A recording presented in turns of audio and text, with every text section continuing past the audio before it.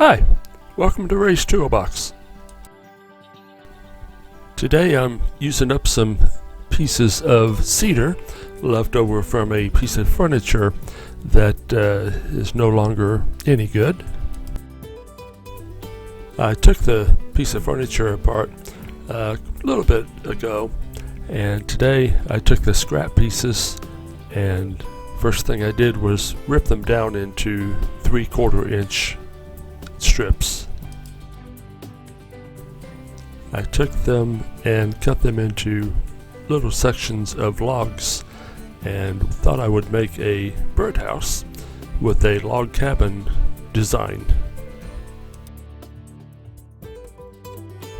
The base that I have is about 7 inches square, so my log's overall length is just over 6 3/4 inches. There is a varnish on one side of them, so I tried to flip them around so I have a fresh cut piece of wood on the outsides. I glued the pieces together and then took a pin nailer and kind of fastened everything together until the glue set up.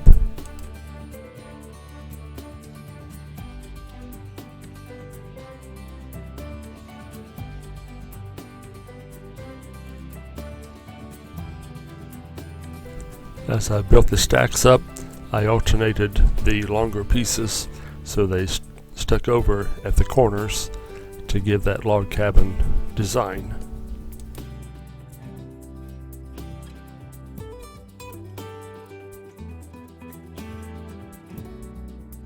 When I was making these, I went ahead and made 3 of them at the same time.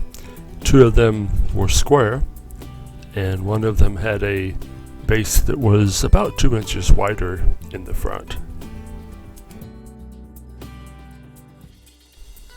When I was getting close to halfway up, as tall as I wanted them to be, I kind of paid attention to where the nails went because I want to drill a hole in the front for the opening, and I didn't want to drill through any of my nails.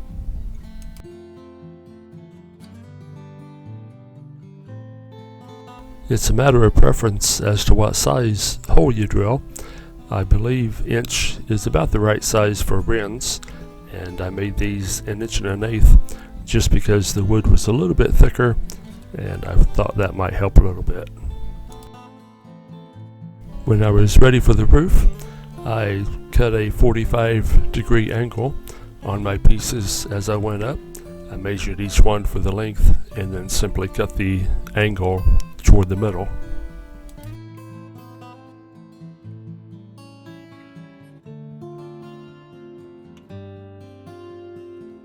A word of caution when you use the nail gun: be sure you get your fingers out of the way before you pull the trigger, just in case your staple or nail finds a knot. Don't want to be nailed to the project. Had a flat piece I cut one side of the roof out of. The other side's going to go on right just like that. I'm going to countersink the holes to put the screws in. That way you can take this half off, get your hand in there to clean it out.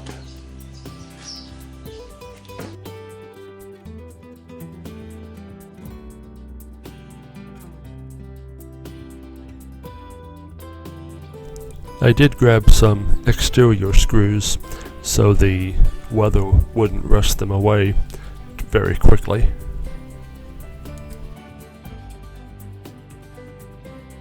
After I had the lid screwed on, I took a couple of small eye hooks, fastened one in the gable end on both ends up high, and then took a chain and fastened to both of them to hang this project with. The last step before we take this outside is to hit it with a coat of outside clear finish to kind of help protect it a little bit. Being made of cedar, it shouldn't weather too bad anyway. Thanks for watching. This was a fun little project. Subscribe if you haven't, and we'll see you on the next video. Bye.